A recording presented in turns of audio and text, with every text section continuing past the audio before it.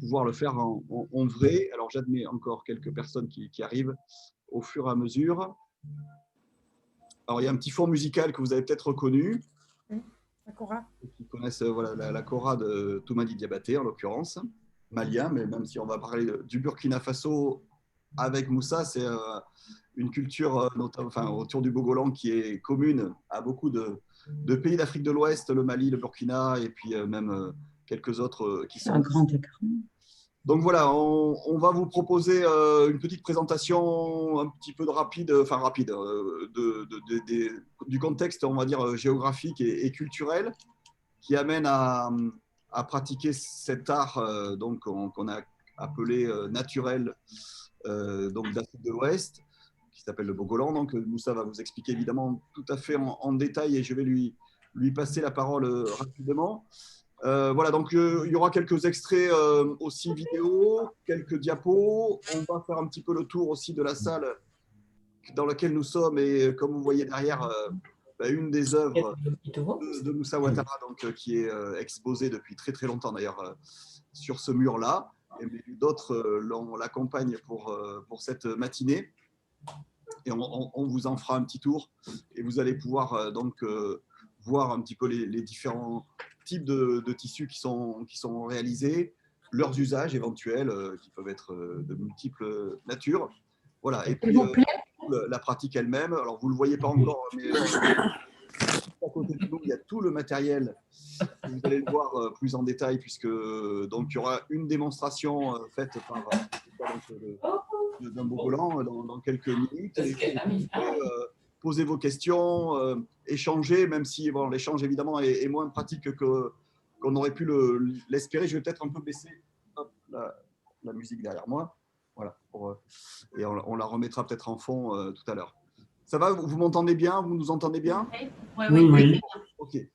Voilà, donc en introduction et avant de passer la parole à Moussa Ouattara, donc juste quelques éléments de contexte juste de cette intervention, de contexte géographique dans un premier temps, et aussi culturel. Alors, c'était la photo d'entrée qu'on avait mis en fond d'écran, que vous avez probablement pu voir, donc de Moussa sur un grand drap, un grand tissu en train de réaliser une œuvre.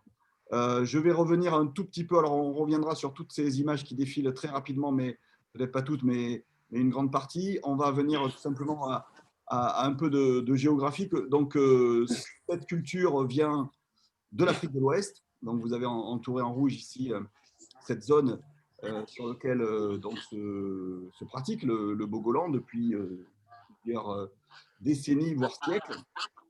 Alors, plus précisément, on va parler du Burkina Faso, je le situe géographiquement. Je pense qu'une grande partie d'entre vous le situent et le connaissent, et surtout connaissent aussi les pays qui sont limitrophes, qui sont dans la sous-région d'Afrique de l'Ouest, avec le Mali au nord, le Niger, on va dire, à l'est du Burkina, le Bénin, le Togo, le Ghana, en allant du sud-est.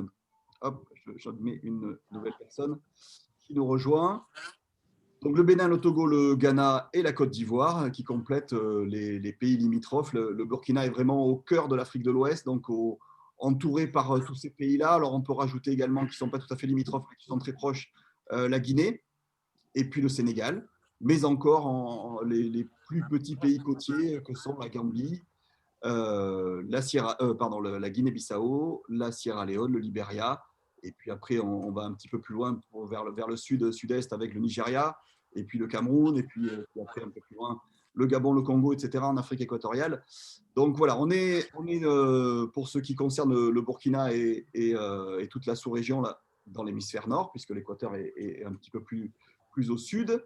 Avec ici, vous avez, hop, j'admets quelques autres personnes, l'emblème du Burkina avec les fameux étalons et puis les couleurs du drapeau du pays qui reprennent un petit peu comme dans beaucoup d'autres pays d'Afrique de l'Ouest ces trois couleurs, le rouge, le jaune, le vert, disposés différemment suivant les cas avec des étoiles ou pas d'étoiles, mais en tous les cas ces trois couleurs là aussi je pense qu'il y a un rappel à la nature et à la nature des paysages avec le vert évidemment et la végétation, le jaune, la végétation quand elle est dans un état un petit peu plus avancé de saison sèche, et puis le rouge qui peut rappeler notamment la terre, et on reparlera du rouge, qui est une des couleurs importantes du Bogolan. Voilà donc pour les quelques éléments. Et alors, bon, pour ce qui nous concerne d'ailleurs tous les deux, avec Moussa, on a, peut-être que certains d'entre vous sont venus avec nous pour parcourir le grand fleuve d'Afrique de l'Ouest qui est le fleuve Niger. Enfin, pas tout le fleuve évidemment, mais toute cette partie-là en particulier, ce qu'on appelle le delta intérieur, qui donc est une défluence, enfin des défluences multiples du fleuve à partir de Ségou en allant jusqu'à Tombouctou.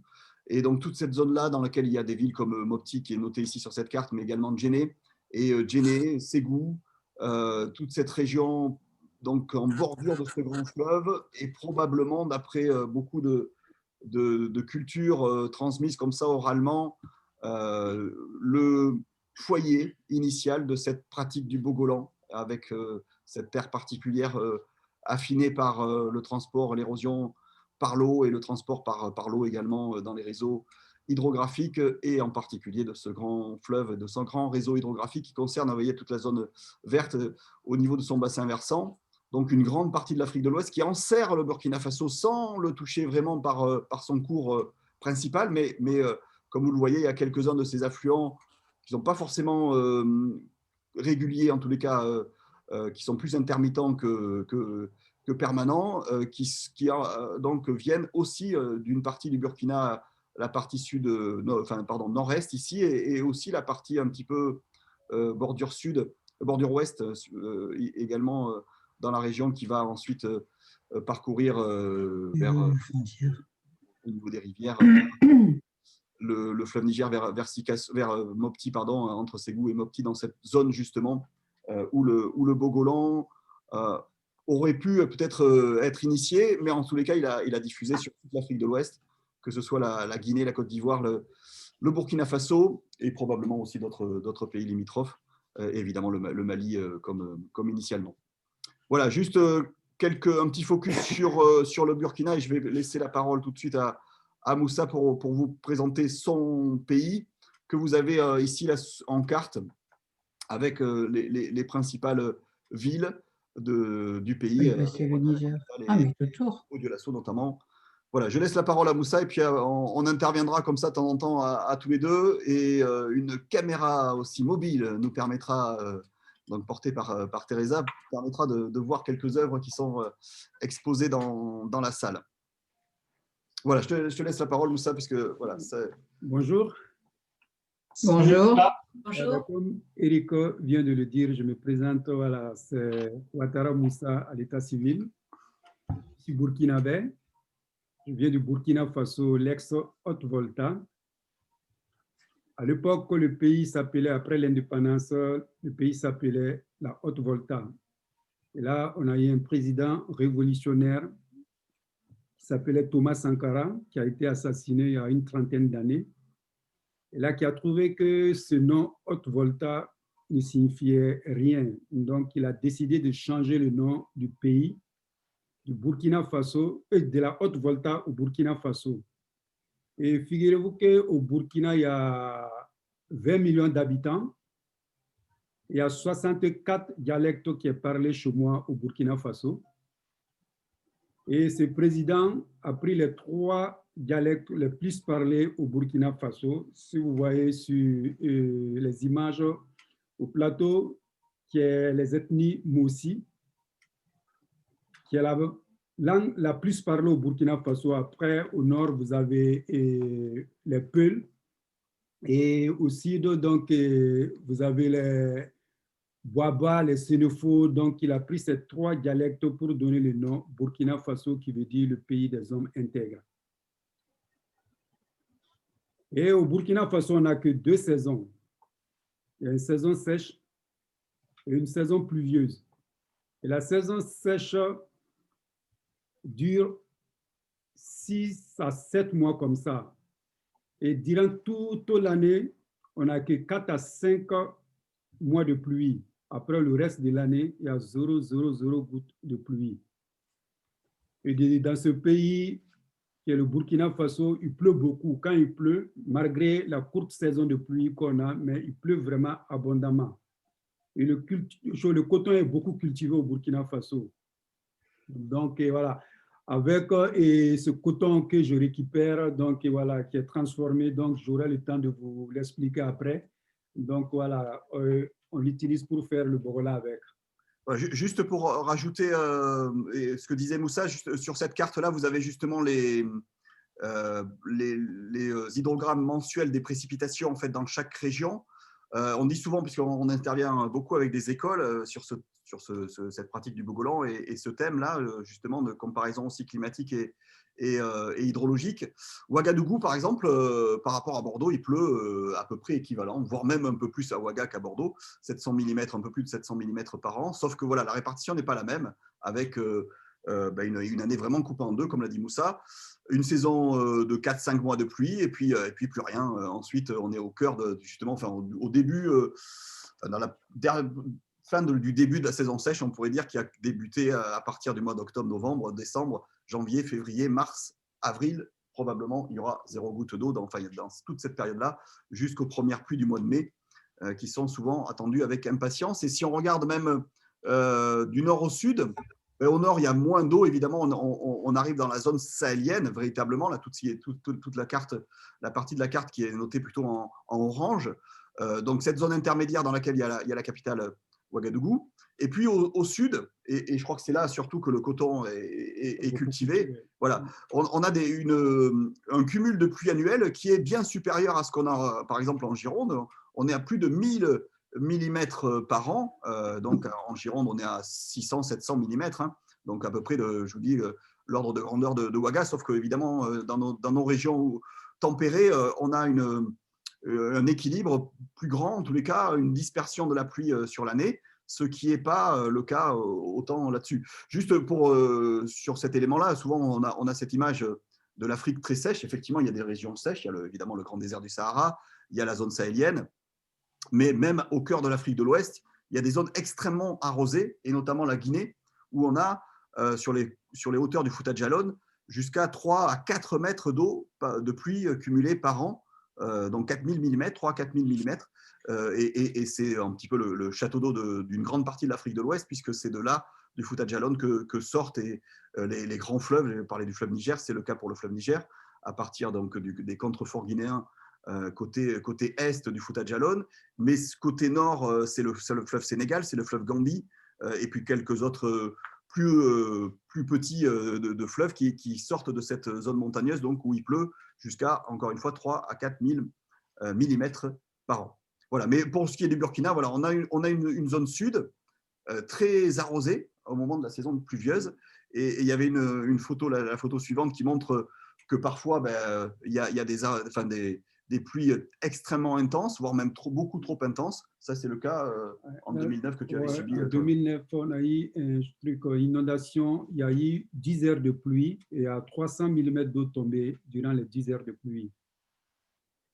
Voilà, c'est des phénomènes extrêmes qu'on a connus aussi d'ailleurs dans le sud-est de la France ces derniers temps, mais qui arrivent en plus sur des sols qui ont été donc séchés par la longue saison sèche et peu perméables à ce moment-là, et donc beaucoup d'érosion, beaucoup d'inondations à ce moment-là.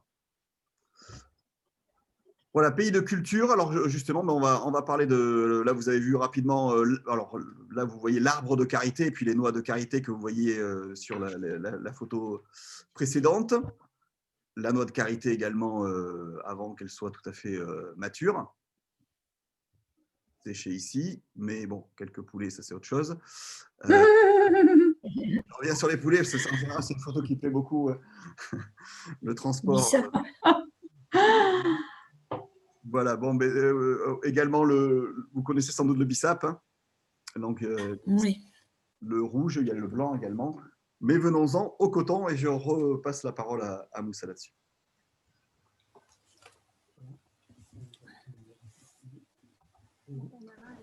Ouais. Ok. Alors, on va bouger un peu la caméra là. Et on va… C'est beau. Des objets. Voilà, vous voyez la table, je pense, mais je vais arrêter pour que vous le voyez en plus grand. Est-ce que vous voyez bien, Moussa, Oui. les éléments qu'il y a devant lui? Oui, oui. Oui. Bon, voilà.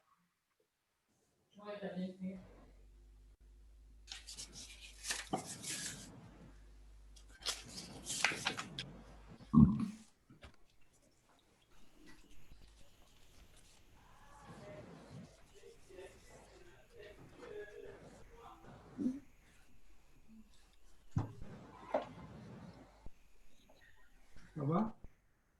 Oui. OK. Et donc, comme je disais que le coton est beaucoup cultivé au Burkina Faso, donc Eric vient de montrer l'image tout à l'heure et c'est des fleurs. Donc, dans ces fleurs, il y a des graines à l'intérieur. Et donc, c'est dégrainé par les dames. Ensuite, il y a cette matière que certains d'entre vous le connaissent peut-être en France ici. Donc, et le coton est bien brossé avec cette matière. Ah, C'est des cartes? Et pour le rendre plus fin, ensuite, ce coton est récupéré sur cette brosse. Elle est enroulée sur une baguette avec le cardan. Donc, elles font le fil du coton avec. Ensuite, ces fils sont récupérés. On les envoie chez les tisserands. Ils les tissent en fonction des métiers à tisser. Donc, chez nous, on a des métiers à tisser de 7 cm. Ça varie, il y a 15, il y a 8. Et donc, vous voyez, j'ai un tissu tout blanc, naturel, ici, du cotonnade, donc qui a été tissé bande. dimension de 7 cm. Et ensuite, se recousu à la main avec une aiguille pour avoir des tissus, des dimensions plus grands même que ce tissu blanc.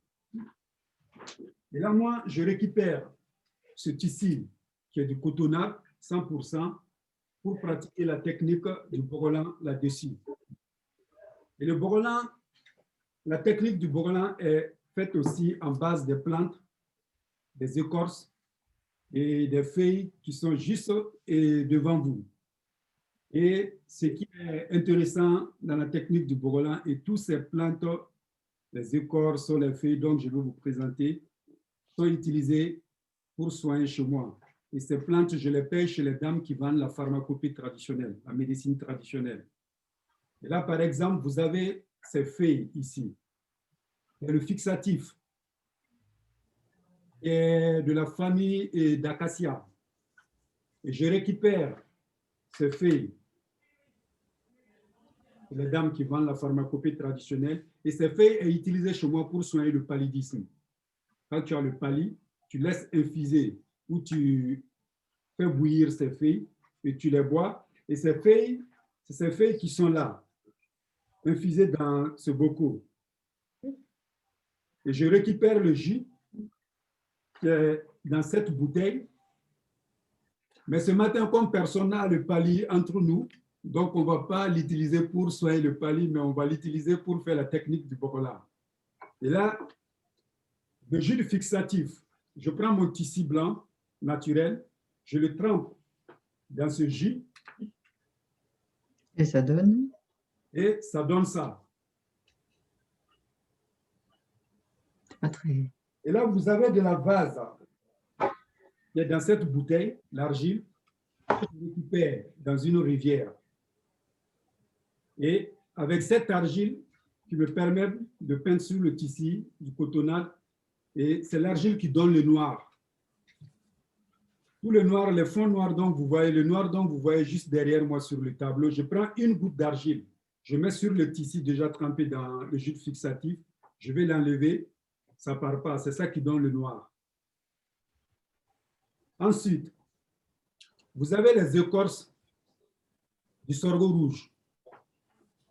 Le sorgho, c'est un céréale, mais il y a deux variétés de sorgho. Il y a le sorgho blanc qui est utilisé dans la cuisine, et vous avez le sorgho rouge qui est utilisé pour faire la bière locale.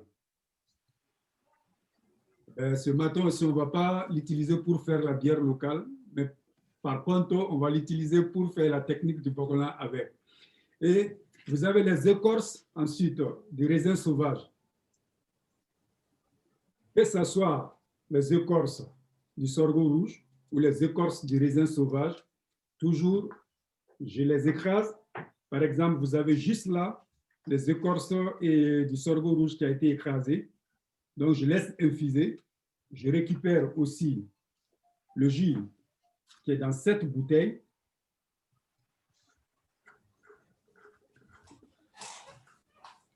Je donne le rouge. Donc, j'utilise ça pour faire la couleur rouge sur le tissu. Là, je prends le jus de ce fixatif et le jus de les écorces du sorgho rouge. Je fais juste un mélange là. Je prends de l'argile. Je fais juste un dosage. Et là, ça me donne une couleur marron.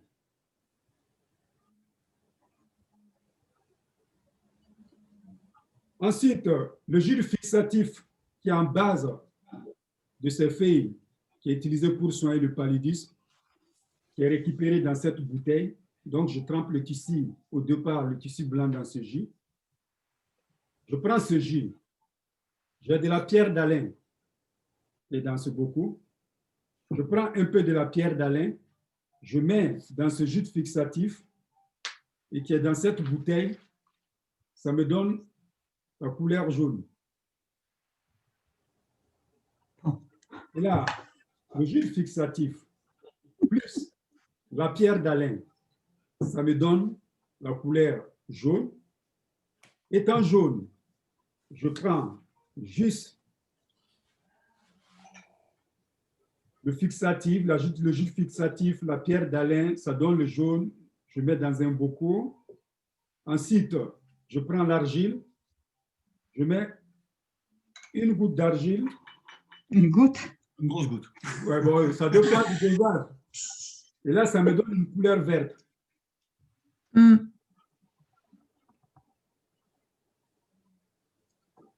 Et là, on a encore un antibiotique qui est là, qui est le bagana, qui est utilisé chez moi pour soigner les maux de ventre. Et là, je laisse écraser.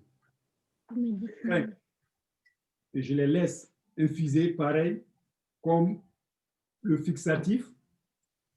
Là, je récupère le jus, le tissu blanc. Je trempe ensuite dans le jus de ce fixatif, la deuxième. Je laisse sécher. Une fois, après avoir séché le tissu, je le retrempe encore dans le fixatif jusqu'à 3 couches comme ça, pour que le tissu s'imprègne vraiment du jus de ce fixatif. Ensuite, je trempe ce tissu dans le jus, j'obtiens cette couleur.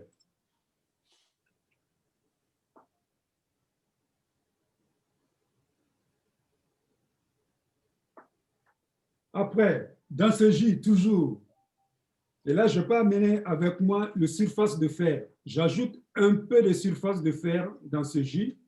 Et là, en fonction des dosages, ça me donne une couleur bleu, bleu nuit, en allant jusqu'à couleur bleu foncé. Donc, ça me donne des couleurs et comme ça, et c'est lavable.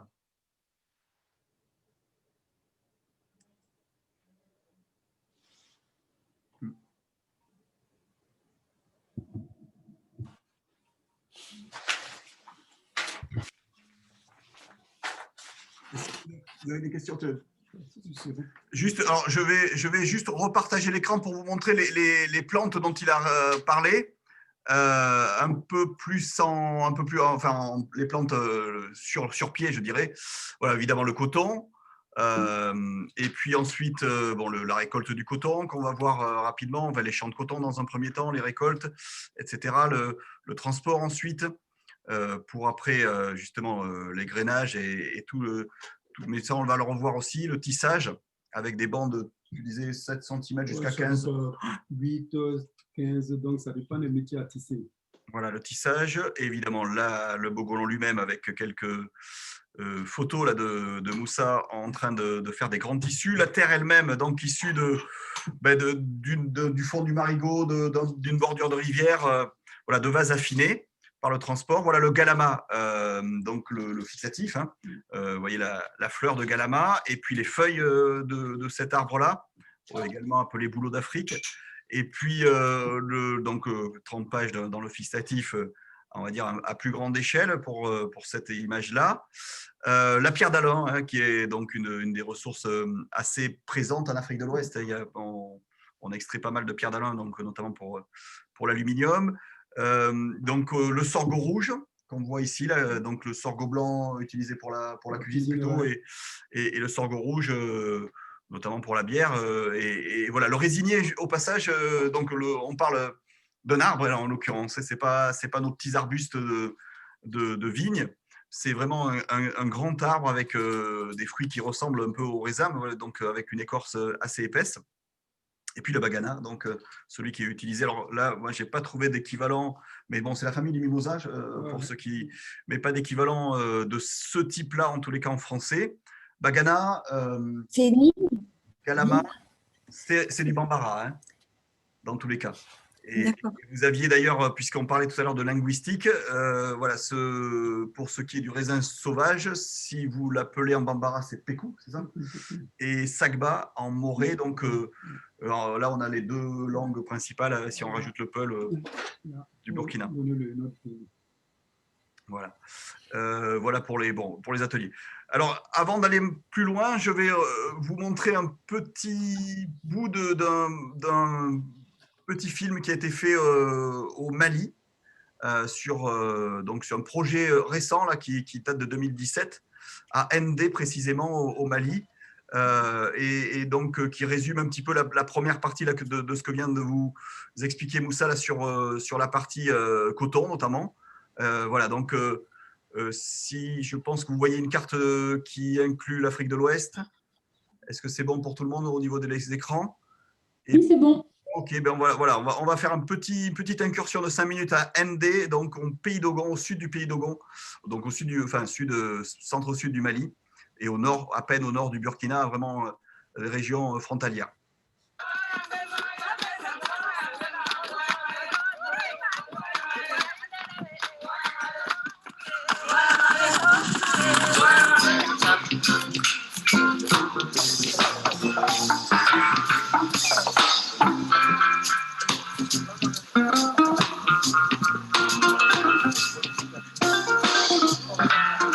Une activité importante à Ndé est la fabrication du tissu traditionnel appelé le bogola.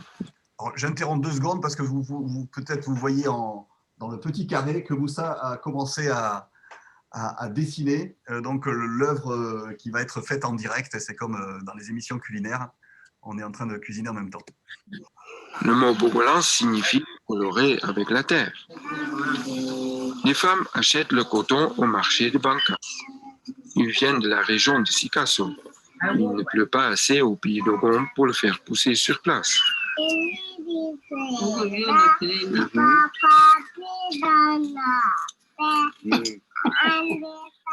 Les femmes commencent à égrener le coton. Ensuite, elles le cardent et puis elles le filent.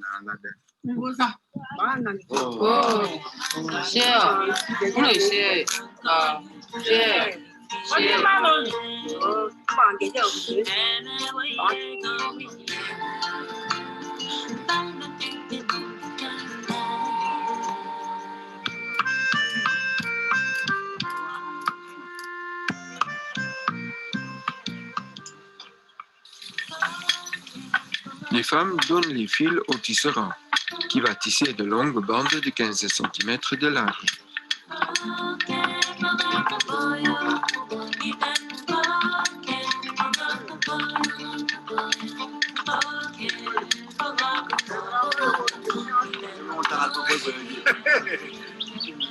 Le tisserand à Makene commence à avoir de la bouteille et les jeunes cherchent du travail mieux payé. Avec le projet Bogolan, j'aimerais faire en sorte que ce travail soit payé de façon plus intéressante pour que le savoir-faire ne se perde pas.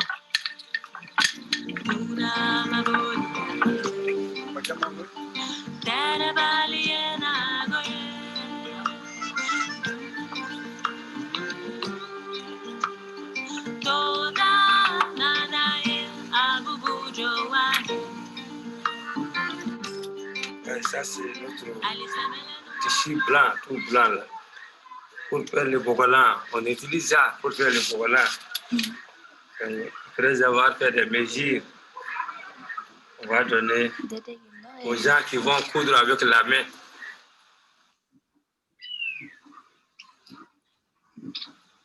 Le métier de caribou est de relier les bandes avec le même fil solide, et il fait ça avec beaucoup de conviction.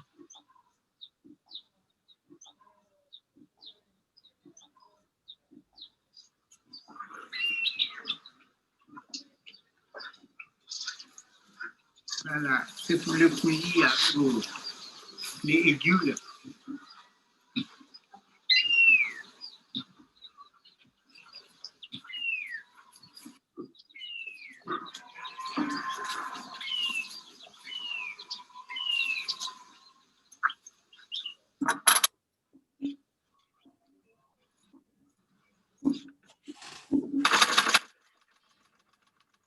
Les tailleurs font des chemises, de grands boubous, des bonnets et des chapeaux. Ici, Eneba fait un bonnet dogon.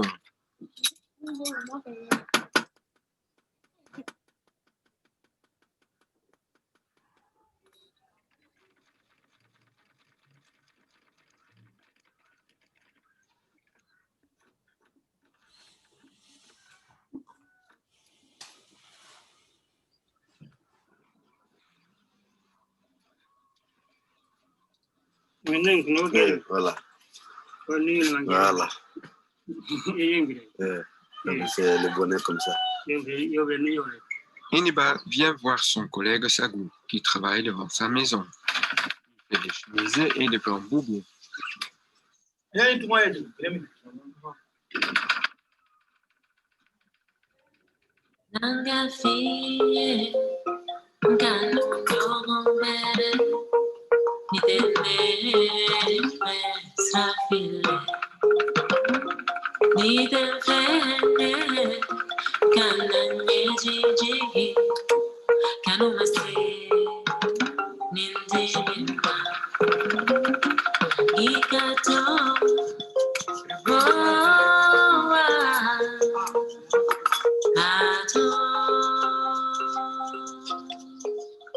Ça, c'est la petite chemise. Ça, c'est le grand boubou.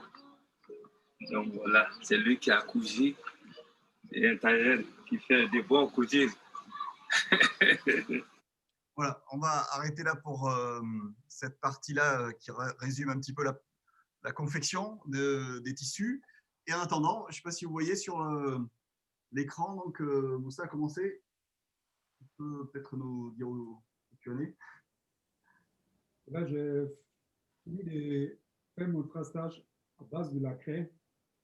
Si tu te sens, tu peux te lancer sans et dessiner et avant, avec la craie avant de mettre l'argile.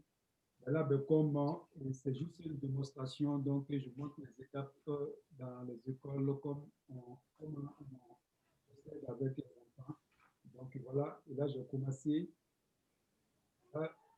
le signe d'amour, donc voilà, là je vais faire un cadre, donc là je suis en train de mettre l'argile. Après je vais passer aux couleurs. Est-ce que vous avez des questions ou des remarques? Le son est un peu faible. Le son est un peu faible. Moi, j'avais une question, mais je ne sais pas si vous l'avez entendu. C'était pour savoir avec quelle plante étaient faits les indigos, enfin le bleu. Les indigos, et c'est fait par des trucs, c'est des feuilles aussi. Ça, là-bas, Eric, ça c'est ici, s'il te plaît. C'est pas ça? Là, c'est fait. Oui, oui, tout à fait. C'est fait aussi en base des feuilles aussi, les indigos. D'accord.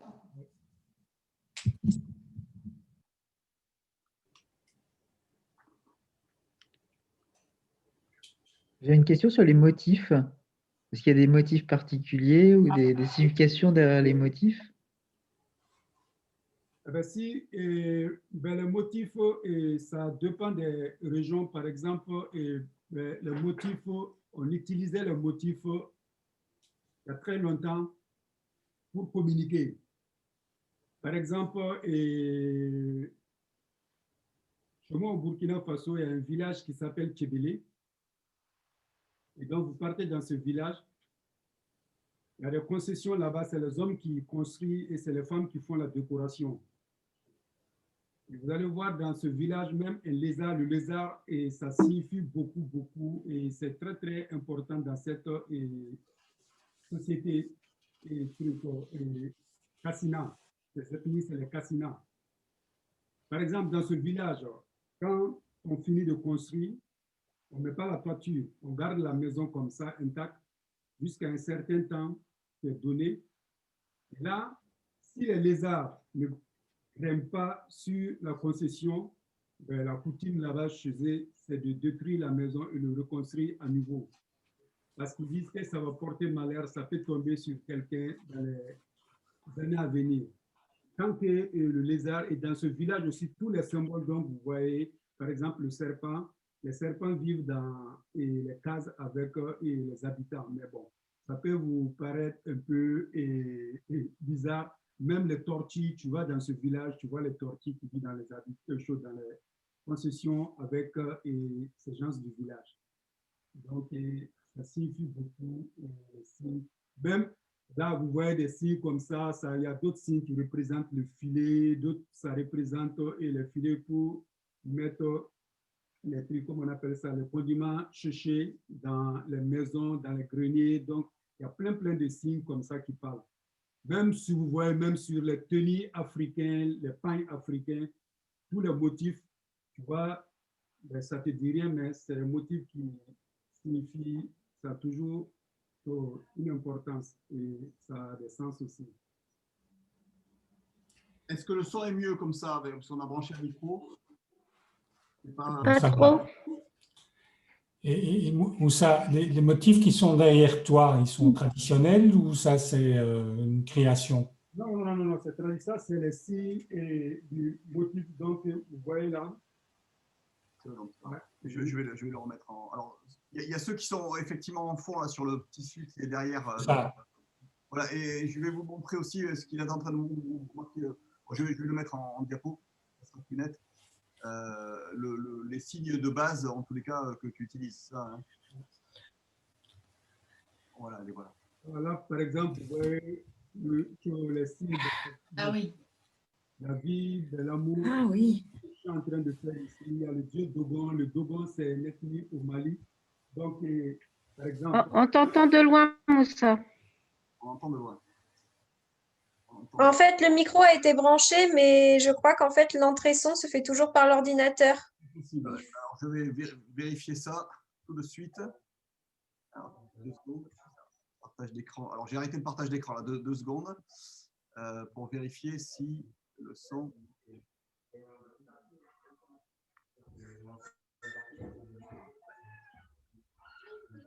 Normalement, c'est bon comme ça. Là, ça peut être meilleur, là, non? Le son. Faut faire un test. Vas-y, Moussa, continue. Mais on parlait des. C'est la même chose. Non, c'est pareil. Bon, Mais ça va, Moussa, on t'entend. Ouais, ça va aller. On t'entend, il faut juste parler un peu plus fort, peut-être. Ok. Peut-être qu'il y a un côté du micro qui marche. Oui, c'est ça. Il faut parler là. Et là, on parlait des signes, donc je prends un exemple. Et vous m'entendez? Oui. Oui, ça va. Par exemple, le dieu Dogon. Le Dogon, c'est une ethnie qui est au Mali, mais tu trouves le Dogon au Burkina Faso, juste en bas de l'écran. Et bien, tu vas au pays Dogon, tu as ce signe partout sur les portes et des concessions et sur les masques. Donc, les Dogons chez eux, ils disent c'est le dieu Dogon parce que les 4 pattes dont vous voyez qui va vers là-haut. Et là, c'est pour demander la pluie. Et les 3 pattes qui vont vers là-haut et les 3 autres pattes qui sont enterrées au sol. Et vous pouvez donc, pour montrer que les Dogons vivent de la pluie et la culture. Donc voilà, c'est des signes comme ça qui sont le lien entre le ciel et la terre, le ciel qui alimente la terre en eau en l'occurrence. On continue sur... alors je vais arrêter le partage d'écran à nouveau pour que vous voyez bien l'œuvre en cours et je vais reprendre le micro pour me débarrasser là-dessus. Voilà, si vous avez des questions en même temps, alors je vais baisser un petit peu l'écran pour que vous le voyez à nouveau. Vous avez aussi quelques éléments là que je vais mettre peut-être plus en évidence. Voilà, des décoctions, je crois, de plantes qui peuvent être... alors, la façon d'obtenir le rouge, ça peut être par infusion, on va dire, avec beaucoup de temps, mais pas forcément sans chauffer. Ça, ou alors on peut chauffer. On peut chauffer. On peut chauffer, on peut le faire bouillir quand on est pressé.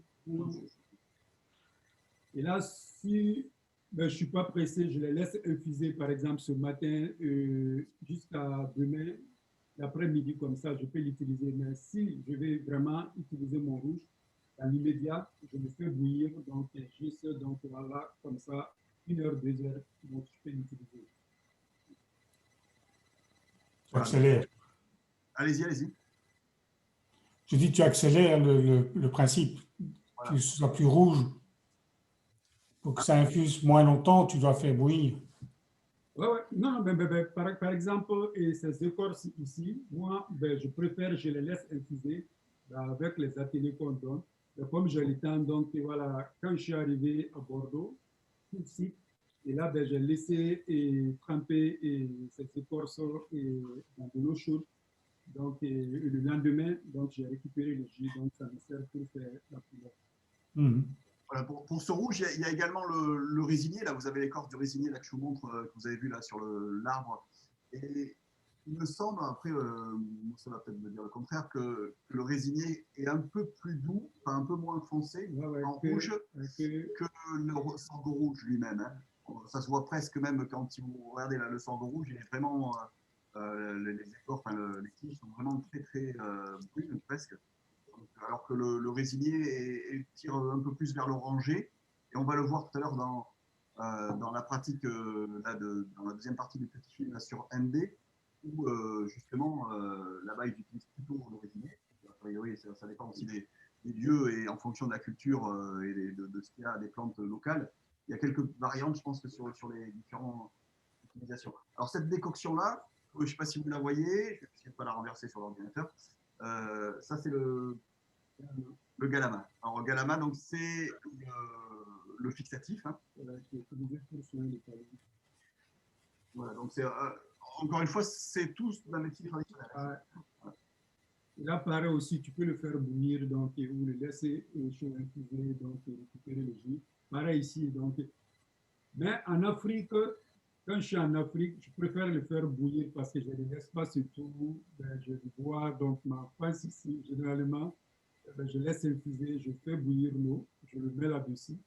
Je ne vais pas allumer le feu et faire la braise ici pour faire chauffer le fixatif dans une marmite. Donc voilà, je le laisse infuser. Là, c'est plus pratique pour moi. Donc, voilà, donc là, le tissu, évidemment, est réduit là, pour cette petite démonstration, mais vous avez vu, donc, celui qui est derrière sur le mur est un grand tissu. Cela dit, il y a encore plus grand. Peut-être que tu peux faire... Alors, je vais transférer l'écran principal, si j'y arrive. Alors, le problème, c'est que je ne vois pas sur l'écran.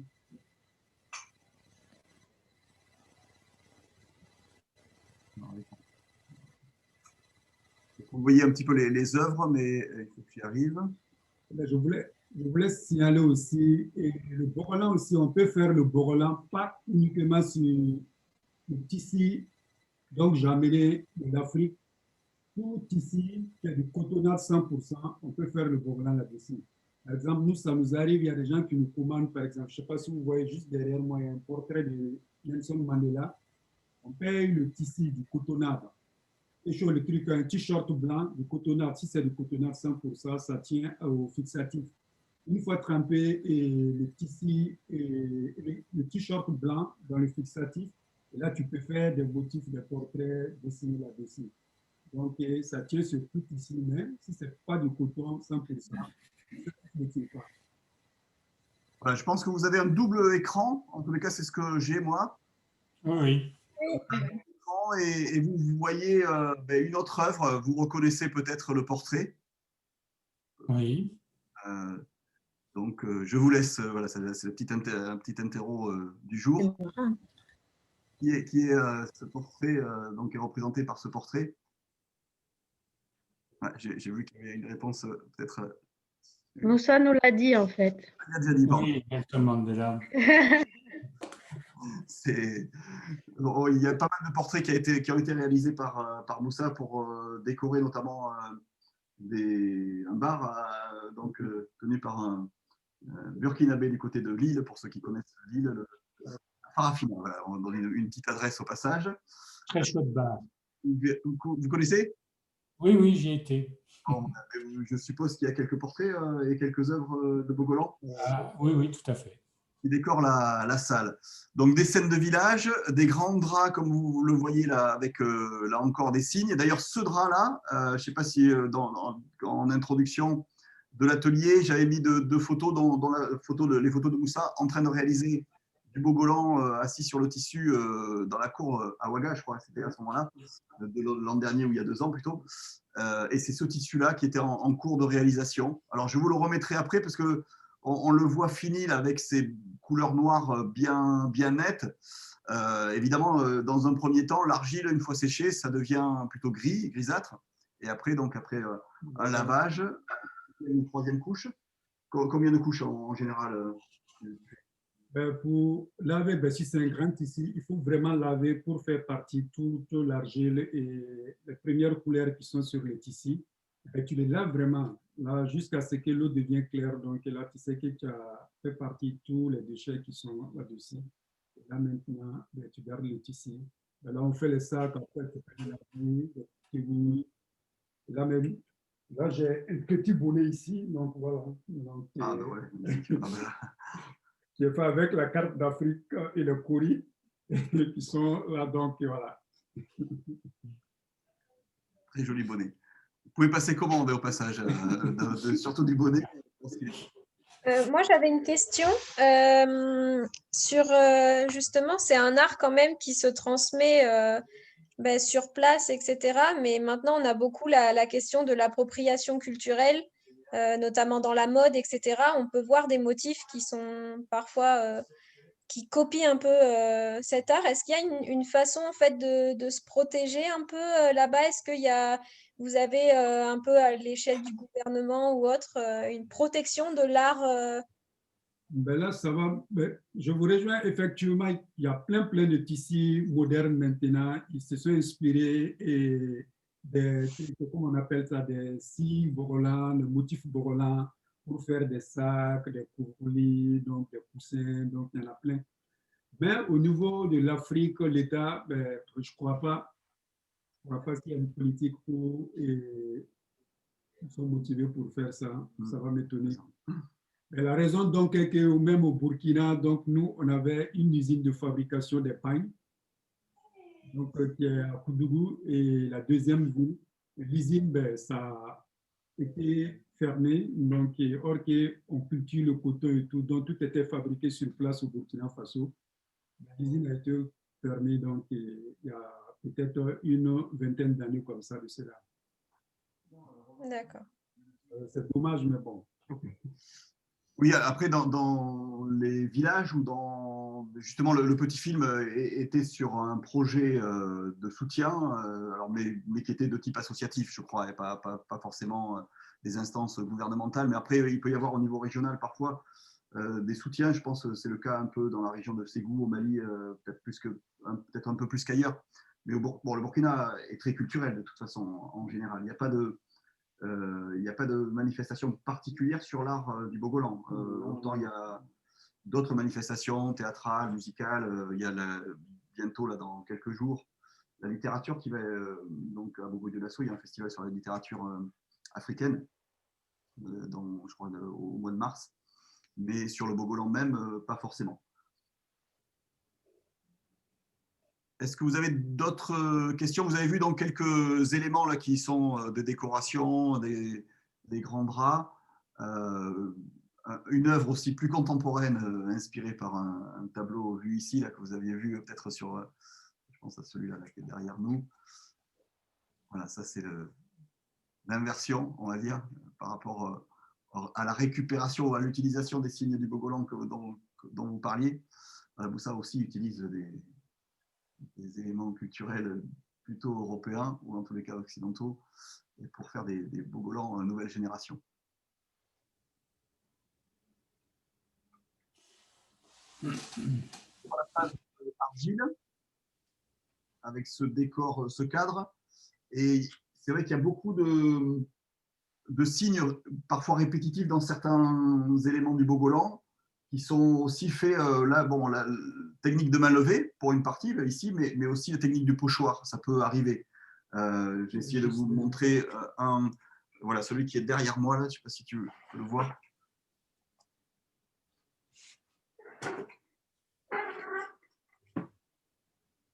Voilà, avec des signes répétitifs. Par contre, pour la technique avec le pochoir, ce grand tissu, je prends un grand bassin, donc je mets le jus de fixatif. Le tissu étant blanc naturel, je trempe tous les tissus dans le jus de fixatif, 2-3 fois comme ça. Là, je mets de l'argile dans un grand bassin encore. Je trempe tout le tissu étant trempé dans le fixatif, dans l'argile. Une fois, je le lave, je le laisse sécher, je le retrempe encore dans le fixatif et je le retrempe encore dans l'argile jusqu'à ce que le tissu devienne vraiment noir. Et là, maintenant, avec le pochoir, parce qu'il y a deux manières, je peux travailler sur le tissu en gardant le blanc. Je dessine avec le jus de fixatif sur le tissu blanc sans le tremper dans le jus de fixatif. Mais je fais très attention pour pas que le jus s'éparpille dans le tissu. Après, je repasse l'argile sur les motifs donc, et j'ai tracé avec mon pinceau, avec le jus de fixatif. Par contre, et pour les pochoirs, après avoir trempé dans l'argile, le tissu est tout noir. Là, j'utilise la javel et du savon. Je fais une pâte avec le pochoir. Et là, je passe là-dessus pour faire ressortir le blanc. Une fois ressorti le blanc, je retrempe encore mon tissu dans l'argile. Et après, je le laisse un moment. Donc, je le lave pour faire partir l'argile et tout. Et les déchets de la vaisselle qui est là-dessus, donc pour obtenir cette motif-là. Voilà, le temps que Moussa va continuer un petit peu cette partie, je vais vous repasser donc la deuxième partie du petit film, si j'y arrive, évidemment, au niveau technique, mais je pense que ça devrait se faire. Voilà. On repart à MD là quelques minutes, et après on vous montrera également quelques éléments d'atelier avec les écoles. On en a fait cette semaine, on en refera la semaine prochaine, et un petit peu la façon dont ils pratiquent eux-mêmes, avec évidemment l'aide et les enseignements de Moussa, mais leur façon de faire aussi et leur créativité. Quoi. La spécialité d'Amadjogo est de donner de la couleur au tissu. Et en plus... Vous voyez, vous entendez à nouveau le film? Oui, oui. Allez, je repars alors là-dessus. Il explique sa façon de procéder avec beaucoup d'enthousiasme. Je vais les mettre dans l'eau. Voilà.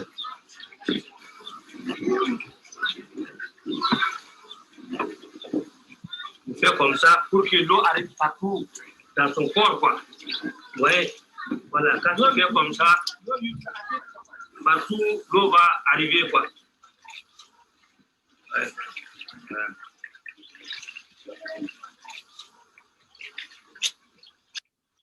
Voilà. Donc je vais ramasser comment je faisais les Bogolan là, les matériels ou les produits que j'utilise pour mon Bogolan. Je vais vous montrer ça tout de suite. Donc voilà, dans mon grenier, j'avais les feuilles d'acacia. Donc les feuilles d'acacia, avec ça,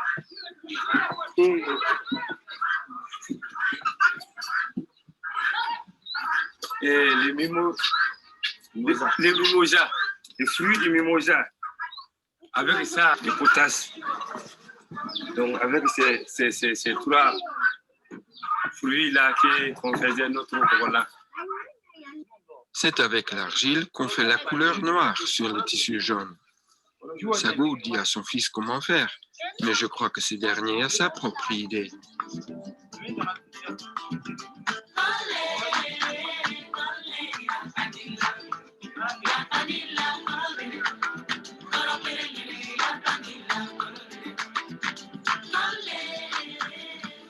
Trois heures du temps comme ça, et ça serait bien cuit. Comme ça, quand tu fais la couleur là, ça va bien donner quoi. Pour faire la couleur rouge, Amadjougo utilise l'écorce du résinier qu'il fait cuire dans la marmite.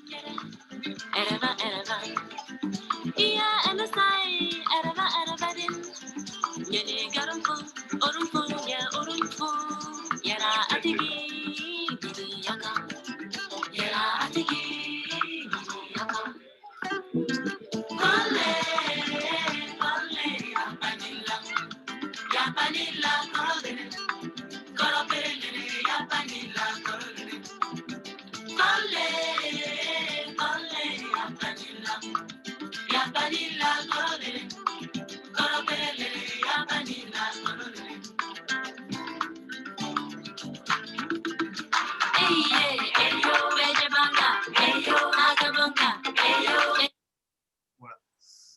Donc, voilà, donc le tissu traditionnel bogolan de Ndé au Mali. En attendant, ben, ça progresse évidemment. Donc, tu as fait le rouge. Et là, tu passes au...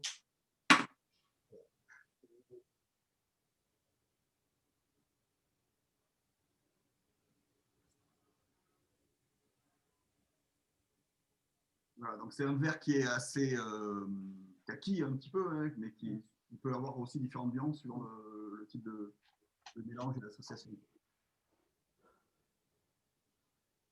Alors, petite interrogation, est-ce que vous vous souvenez comment on fait le vert?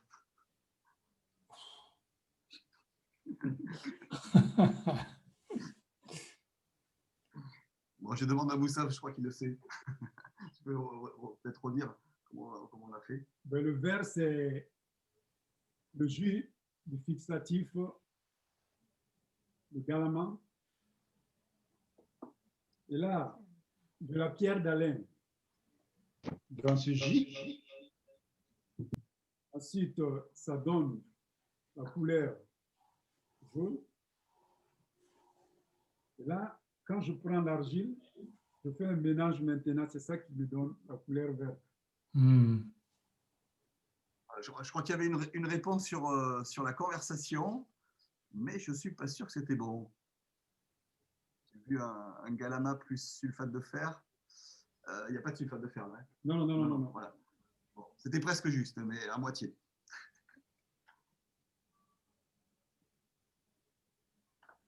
Voilà, alors je vais le temps aussi que Moussa continue donc sur le vert, et puis après, je ne sais pas, tu as envisagé de mettre d'autres couleurs ou... Non, je vais juste mettre le jaune ici pour montrer comment ça donne.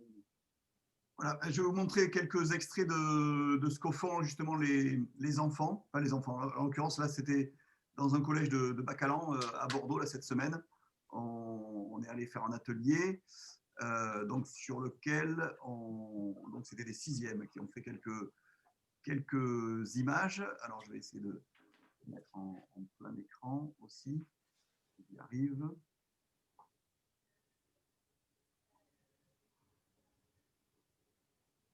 Ouais, les différentes phases, alors vous ne le voyez pas encore, hein, je pense. Je reviens sur Zoom et je repartage cet écran-là. Voilà, vous le voyez? Vous voyez des enfants qui sont en train de...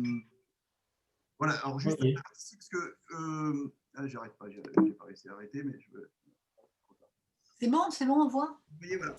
Je vais vous montrer, vous avez une feuille avec d'autres signes aussi qu'on utilise, parce que là, donc, il y a toute une gamme, enfin plusieurs gammes de signes qui dépendent un petit peu des différents lieux culturels, le Dogon, la partie Burkina, etc. Je pense chacun a aussi ses signes spécifiques en fonction des cultures. Et donc, l'idée dans ce type d'atelier, ce qu'on aurait pu faire et ce qu'on fera, j'espère, prochainement, quand on pourra donc le faire en vrai, cet atelier, chacun donc s'inspirera de ça ou d'autres choses pour donc réaliser sa propre œuvre. Et donc là encore, ce sont des jeunes d'une douzaine d'années, en sixième, qui ont réalisé, et c'est un atelier qui marche plutôt très bien, on va dire, au niveau des collèges, des écoles primaires également. On l'a pas encore fait en lycée, mais ça pourrait, je pense, se faire parfaitement aussi. Dans les centres de loisirs également. On était à Florac dans la semaine, donc pour également faire ça. Avec, il faut à chaque fois prévoir à peu près 1h30, 2 heures le temps des explications, comme on l'a fait un petit peu aujourd'hui.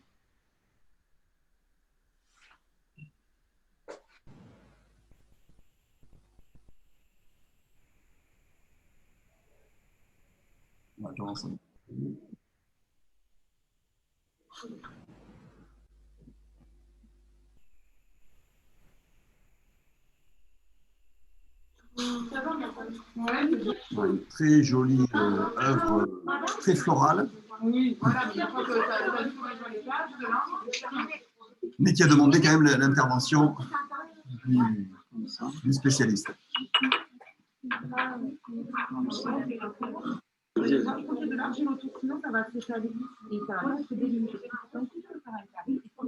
Alors, parmi les couleurs, c'est vrai que souvent, quand on commence à demander quelle couleur va être appliquée, c'est le rouge qui vient souvent.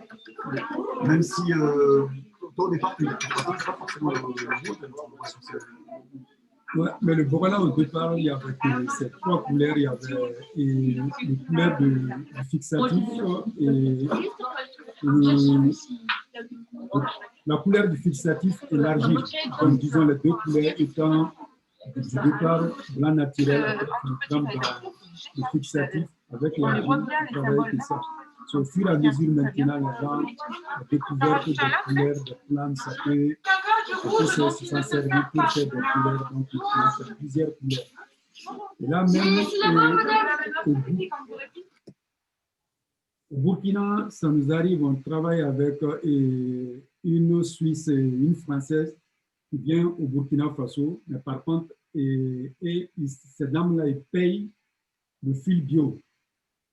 Et ils nous donnent ces fils, nous, on met ces fils dans les teintures naturelles.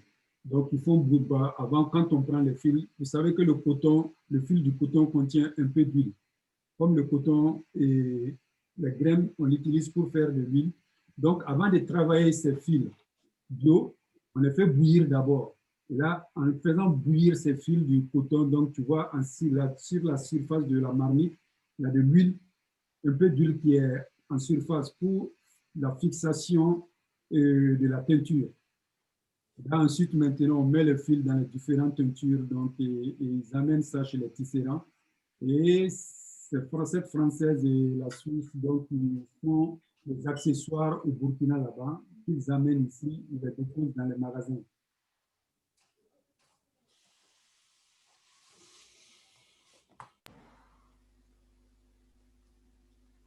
Est-ce que vous nous entendez toujours? Oui, oui. Et j'aurais une question. En fait, on ne voit pas bien à l'écran, mais est-ce que les couleurs qui sont dans les récipients, là, c'est les couleurs qui vont être finales ou les couleurs changent après séchage et lavage? Après séchage, les couleurs changent. Après, quand tu mets l'argile, donc au départ, après c'est gris, parce que le tissu, après, il faut laver. Après avoir fini de appliquer quelque chose, toutes les couleurs, donc il faut laver le tissu. Au départ, l'argile, c'est gris. Donc, quand tu le laves, et là, ça donne noir, du noir comme les motifs qui sont juste derrière moi. Là, par contre, vous voyez ici, par exemple, au milieu le signe qui est en haut, c'est la couleur jaune comme ça. Mais si je veux que la couleur soit encore plus foncée, il faut que j'atteigne un moment, que le tissu soit un peu sec, et je repasse encore la couleur là-dessus, là pour que la couleur s'imprègne dans le tissu, les fibres vraiment du tissu. Donc là, tu obtiens une couleur rouge foncé ou jaune vraiment, donc au fur et à mesure. Là, ça ne donne pas aussi, il faut prendre le temps de mettre les couleurs au fur et à mesure. Il faut faire attention de ne pas trop le tissu avec la couleur. Comme c'est de l'eau, juste l'argile qui est au contour, qui fait le contour des signes, ça m'aide à ce que le jus fixatif ne se partit pas dans le tissu.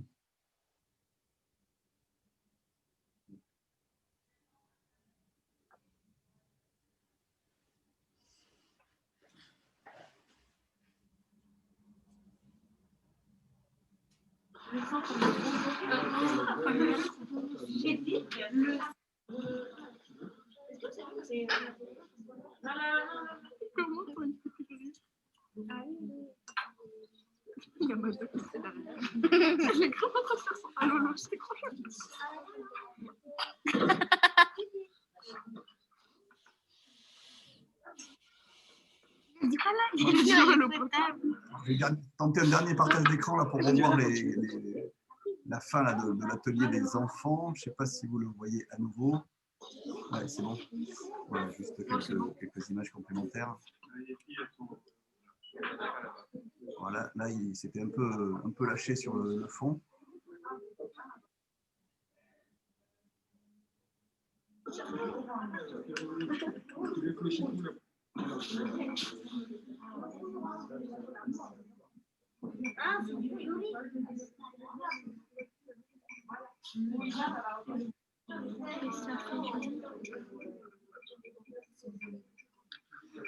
Voilà, sur celui-là, il y a de la couleur, par exemple, qui est dans une zone qui n'est pas cerclée par le noir, donc il y a un risque de diffusion dans ce cas sur l'ensemble du tissu. C'est vrai que l'argile sert de barrière à la diffusion de la couleur, en général.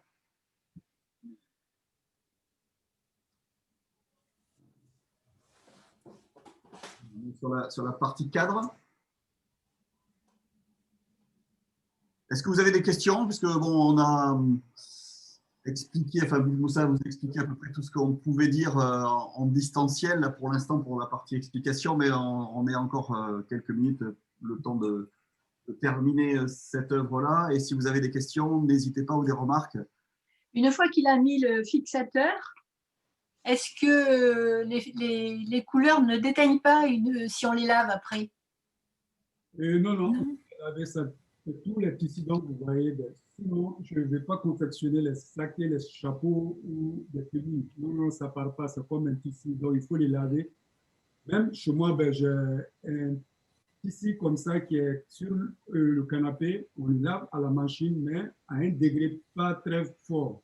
Oui, d'accord. Donc, ces petits, c'est des petits habits ou voilà, qui sont comme ça.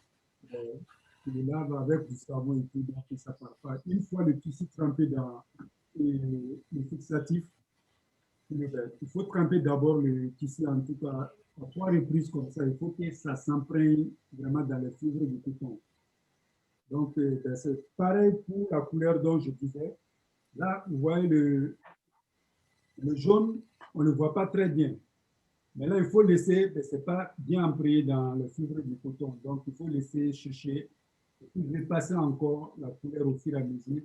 Là, quand le tissu va vraiment s'imprégner, donc la couleur, donc là, c'est fixé, même pour le lavage maintenant, ça tire. Mais si ce n'est pas bien imprégné, donc évidemment, en lavant, donc, ça va partir. C'est pour cela, tous les tableaux, moi, je les fais à 2 ou 3 couches comme ça. Par exemple, Nelson Mandela qui est au fond, je fais la première couche sans mettre les couleurs. Après, je le lave, je le trempe dans le fixatif, je repasse encore et l'argile sur tous les motifs. Donc, je fais une deuxième couche. Il faut que ça s'imprègne dans le fil de coton avant de mettre les couleurs. Donc, là, tu les laves, donc aucun souci. Juste une question, si c'est possible. Est-ce que il me semblait que c'était, bon, le Sénégal que je connais un peu, au Sénégal, c'est plutôt les femmes qui font les teintures, donc qui pratiquent ce genre de choses. Est-ce que c'est particulier au Burkina, que ce soit les hommes qui prennent ça, Voilà, je ne sais pas comment le dire, mais j'avais l'impression que c'était plus les femmes qui faisaient ce… Et ma question n'a aucune arrière-idée là-dessus. Mais c'est tout simplement peut-être parce qu'il y a des spécificités quoi, dans les pays. Et que ce soit au Sénégal, en Gambie, au Burkina Faso et au Mali, la peinture donc, qui est faite en base, que ce soit le borolan ou l'indigo, les femmes le font, mais les hommes aussi font beaucoup. Même au Mali, il y a beaucoup d'hommes qui le font, mais la majorité des femmes qui font le borolan et dans ces pays de l'Afrique de l'Ouest, c'est des associations de groupements de femmes qui le font, mais réellement c'est avec le pochoir. D'accord. Le marché, donc les dames payent pour s'en servir comme un pain ou pour porter un bébé. Donc voilà. Et les femmes travaillent beaucoup, mais avec les pochoirs. Même au Burkina, tu as plein de femmes, des associations de femmes aussi comme ça qui travaillent et le borolan, mais c'est avec des pochoirs. Merci. C'est vrai que j'avais remarqué que c'était fait avec une technique où on cousait des parties pour les laisser blanches avant de les plonger dans un bain de couleur. J'avais vu ça dans un groupement de femmes. Voilà, c'est cette raison. Merci. Alors moi, je suis arrivée un petit peu en retard sur la réunion, donc je ne sais pas ce qui s'est dit au tout début. Et je voulais savoir si Moussa habitait Bordeaux, si en temps normal, hors Covid, il organisait des ateliers. Et sinon, est-ce qu'il aurait des correspondants où on pourrait aller sur place au Burkina pour faire un séjour d'apprentissage?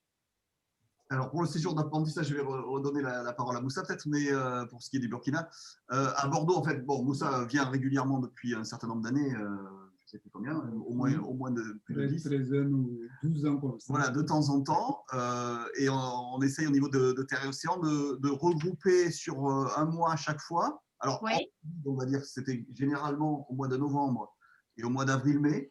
Oui. En janvier, parce qu'en fait, on a reporté tous ceux qui n'avaient pas pu se faire, pas pu se programmer, surtout en novembre, notamment au niveau des écoles, mais aussi aujourd'hui, ça aurait dû être un atelier en vrai, hein, participatif à la Maison éco-citoyenne. Oui.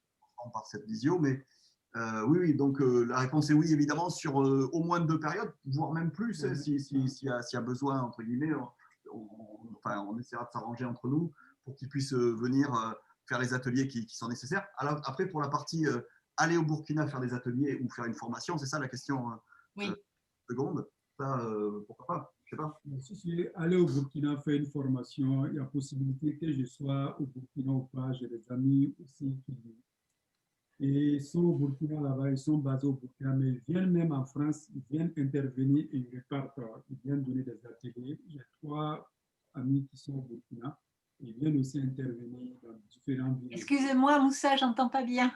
J'ai 3 amis qui sont au Burkina, que ce soit en France ou aller au Burkina et apprendre le borolan. Il y a une possibilité. Parce que j'ai des amis qui résident au Burkina. D'accord. Il y en a une fois ou 2 fois comme ça aussi qui viennent intervenir en France et ils repartent. D'accord. OK. Voilà, donc comment on peut garder contact? Comment on peut avoir les coordonnées de… Alors, les coordonnées, bon, par Terre et Océan, on est en contact évidemment régulier avec Moussa. En fait, aussi, je l'ai dit au début, justement, en fait, on a co-organisé aussi des circuits culturels au Mali, sur le fleuve Niger, sur le delta intérieur du fleuve Niger pendant 4 ans, 3 ans, 4 ans.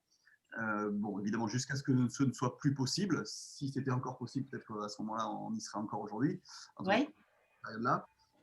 On avait envisagé d'organiser aussi des circuits culturels au Burkina. Bon, depuis, après, la situation est un peu compliquée aussi pour organiser des groupes, pour avoir la responsabilité d'un groupe, que ce soit au Mali, évidemment, là, c'est tout à fait impossible. Au Burkina, c'est encore un peu compliqué aussi.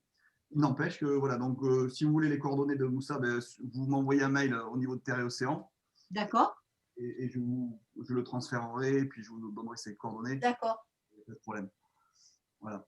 Merci. Je vois qu'il y a une nouvelle personne qui arrive à nouveau ou qui peut-être était sortie de la réunion. On est un petit peu en fin de réunion, là, en fin d'atelier. Est-ce que vous avez quelques questions, on va dire, de dernière minute ou en tous les cas de fin de réunion? Bon, voilà, je vois qu'il y a une question sur la conversation là, qui demande le seau utilisé pour l'argile. Non, le pinceau. Le pinceau, ah oui. Ah, mais il y a marqué seau. Oui, mais en dessous, il a corrigé. Ah bon, d'accord, je n'avais pas vu. Ben, je travaille avec des pinceaux normaux, comme ça. Mais par contre, je paye des brosses à dents que je découpe et je fabrique mes pinceaux moi-même. Je peux animer ma vidéo. Oui. Comment, avec des brosses à dents, tu fabriques des pinceaux? Oui, je les découpe en fonction. Je prends, par exemple, trois dents.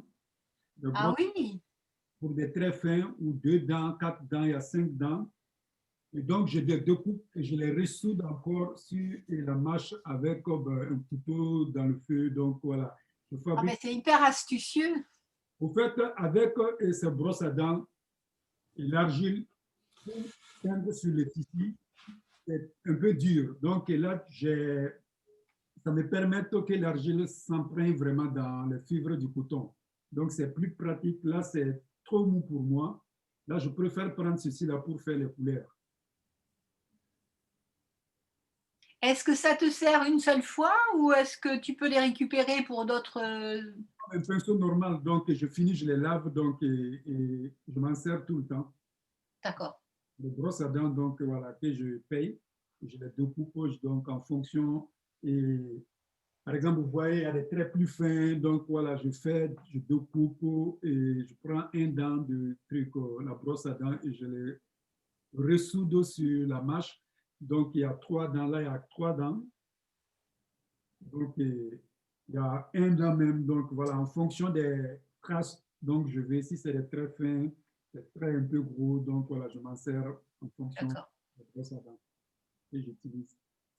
Il est juste déconseillé de s'en resservir comme brosse à dents après. On va essayer, oui. Sinon, vous risquez d'avoir les dents rouges ou vertes.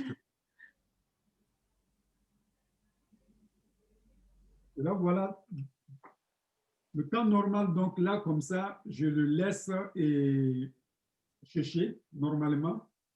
Je lave le tissu, je le retrempe dans le fixatif encore, et je repasse l'argile sur tous les motifs. Et je rajoute la couleur. Là, je vais avoir la couleur plus vive encore que ce qui est juste devant vous, avant de le laver une deuxième fois pour la fixation. Et au niveau du séchage, est-ce que tu dois le faire à l'ombre ou au soleil ou ça n'a pas d'incidence? Il n'y a pas d'incidence, mais dans les écoles, quand on faisait souvent, on utilisait même à l'hiver comme ça, les sèche-cheveux pour chercher, aller plus vite. Voilà, aller plus vite et laver devant les enfants pour qu'ils voient le résultat. D'accord. Sinon, au soleil, que ce soit à l'intérieur, s'il y a un chauffage, ça m'arrive de donner même des ateliers. Donc, les adultes, si on doit repasser le lendemain, on met dans une salle là, de chauffage en contact avec le sol. Mais justement, on en parlait hier sur le séchage après le fixatif.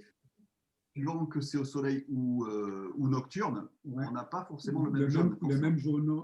Même le trempage aussi, ça dépend aussi de la quantité du fixatif que tu laisses infuser ou tu le fais bouillir. Ben, s'il y a beaucoup de feuilles et tu as moins d'eau, donc effectivement, donc, normalement, le fixatif va devenir un peu plus épais.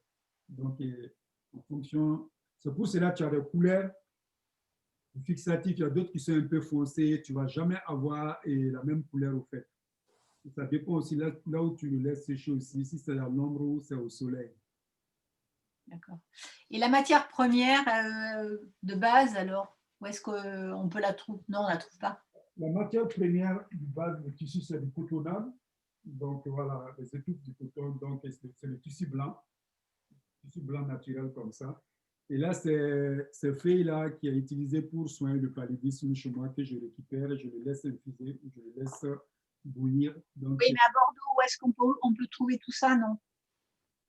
Moi, j'amène tout ça et du Burkina Faso, même l'argile. Ouais. Je Ah sais, oui. je sais qu'à Paris, il y a des épiceries africaines dans des quartiers vraiment africains. Oui. Qui est utilisé pour soins. Il y a des gens qui tiennent toujours à se traiter avec ces produits. Il y a certains produits, par exemple, je sais que ça, tu peux le trouver à Paris, par exemple, Oui. les sauvages. Et les écoles du sorgho, je sais que tu peux trouver aussi le fixatif dans un milieu africain. Et même l'argile, on a essayé aussi une fois avec l'argile de la Garonne. Oui. Avec l'argile de la Garonne, tu peux faire le bogola avec. D'accord.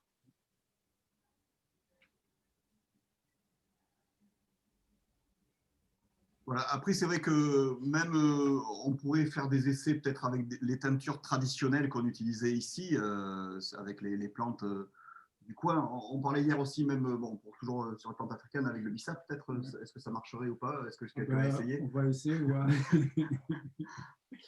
Mais c'est vrai que, en fait, comme il disait Moussa, initialement, dans le traditionnel le plus ancien, il n'y a que le noir Le noir et le fixatif. Le fixatif, la première, c'était le fixatif, le galama, plus l'argile.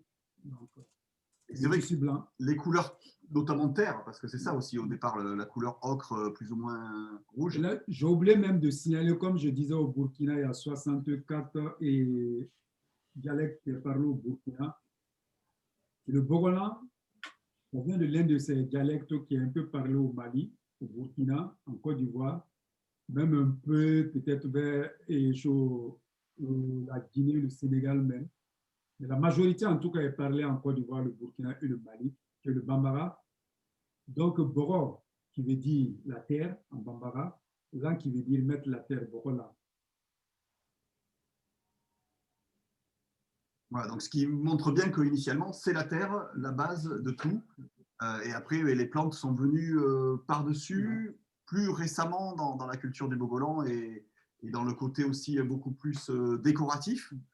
Comme on l'a vu dans le film initial, c'est des draps d'abord, voilà, des habits. Et c'était utilisé beaucoup aussi pour les chercheurs traditionnels, donc qui portaient ça donc, pour les mariages, les cérémonies. Donc, voilà, était beaucoup utilisé dans ce cadre-là. Surtout, c'est connu même avec les chercheurs traditionnels. C'était leur tenue de chasse à l'époque. Et toujours d'ailleurs. Et les signes, après, c'est en rapport avec la protection, avec enfin, voilà, des symboles qui doivent avoir du sens, ou la façon de peindre avec la terre également. Voilà, est-ce que vous avez d'autres questions? Ben non, j'ai trouvé que c'était super intéressant. Moi, j'adore ce genre d'atelier, d'information. Ouais, j'adore. Donc, c'était un vrai plaisir, vraiment. Merci beaucoup. En tous les cas, on a essayé de l'adapter en fonction des circonstances. Il est enregistré. Donc, oui. Bon, voilà, j'ai fait l'enregistrement. Donc, si vous voulez, je vous passerai le lien. Oui, avec plaisir. Pour voir justement si vous avez raté le tout début, ou oui. Notamment du coton et de la confection du coton. Merci beaucoup.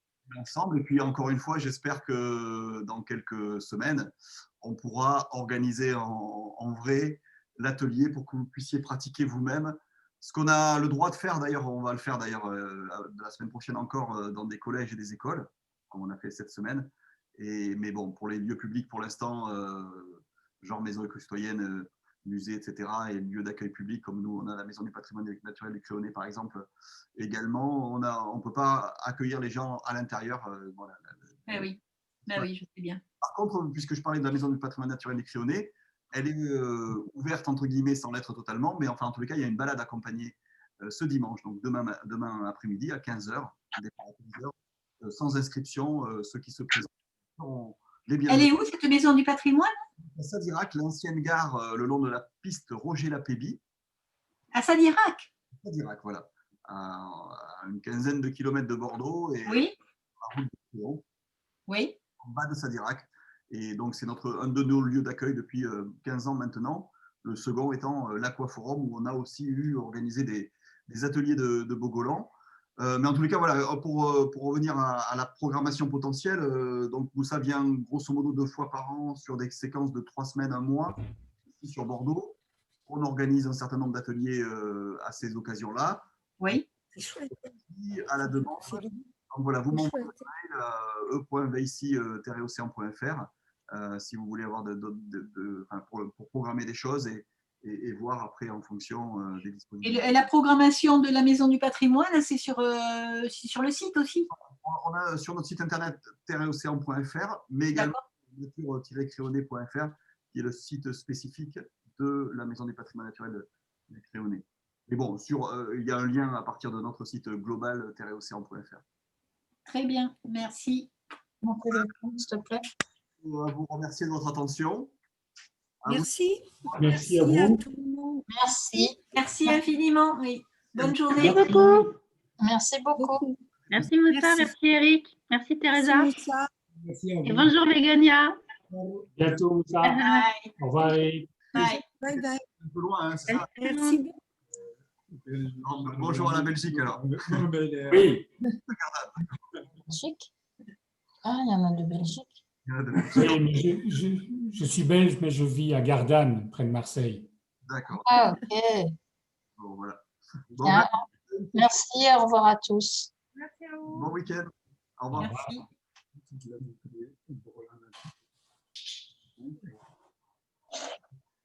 Bon.